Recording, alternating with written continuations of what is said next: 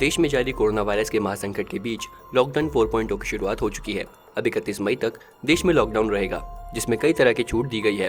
केंद्र सरकार की ओर से रविवार शाम को इस लॉकडाउन के लिए गाइडलाइंस जारी की गई, जो पहले से काफी अलग है। इस लॉकडाउन में राज्य सरकारों की ताकत कुछ हद तक बढ़ी है, वहीं आर्थिक गतिविधि की आर्थिक छूट दी गई है। नंबर 1, अब राज्य सरकारें तय करेंगी कि प्रदेश में रेड, ऑरेंज और ग्रीन जोन कौन से हैं। इसी के साथ बफर जोन और कंटेनमेंट जोन भी तय किया जाएगा। राज्य सरकार ये फैसले केंद्रीय स्वास्थ्य मंत्रालय के साथ मिलकर करेंगी।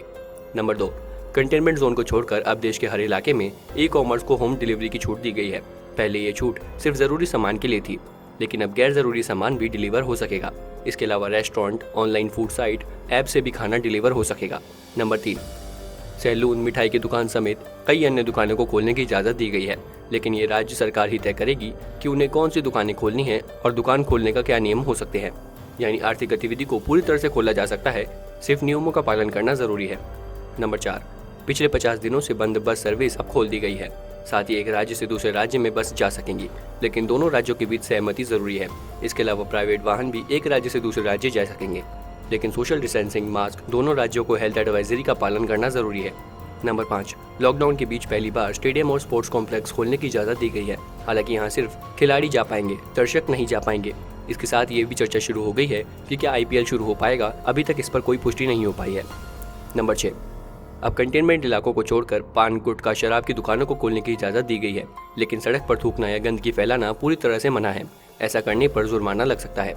नंबर 7, लॉकडाउन में आर्थिक गतिविधि को बढ़ावा देने के लिए सभी तरह के ट्रकों को मंजूरी दी गई है। एक राज्य से दूसरे राज्यों में जा सकेंगे, हालांकि इस दौरान राज्यों को अपने अनुसार नियमों का पालन करवाना होगा। नंबर 8, पिछले लॉकडाउन की तरह इस बार भी पैसेंजर ट्रेन, घरेलू विदेशी उड़ानें, metro service, cinema hall, shopping complex बंद रहेंगे। इसके अलावा सार्वजनिक कार्यक्रम, धार्मिक स्थल, राजनीतिक कार्यक्रमों पर पाबंदी जारी रहेगी। नंबर 9, किसी भी शादी समारोह में सिर्फ 50 लोग ही एकत्रित हो सकेंगे। वहीं किसी अंतिम संस्कार में 20 लोग से अधिक लोग इकट्ठा होने की अनुमति नहीं है।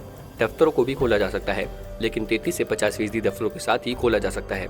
इसके अलावा कर्मचारियों को आरोग्य सेतु ऐप रखने की सलाह देनी होगी। नंबर 10, शाम को 7 बजे से सुबह 7 बजे तक घर से बाहर निकलना मना है। अब नाइट कर्फ्यू जारी रहेगा। इसके साथ ही 65 वर्ष से अधिक, 10 वर्ष से कम उम्र के लोगों को घर से बाहर निकलना मना है। साथ ही प्रेग्नेंट महिला का बाहर निकलना भी मना है। ऐसी ही और भी कई खबरों को सबसे पहले पाने के लिए जुड़े रहें हमारे साथ। सब्सक्राइब करें हमारा चैनल ऐसी ही लेटेस्ट और इंटरेस्टिंग खबरों के लिए।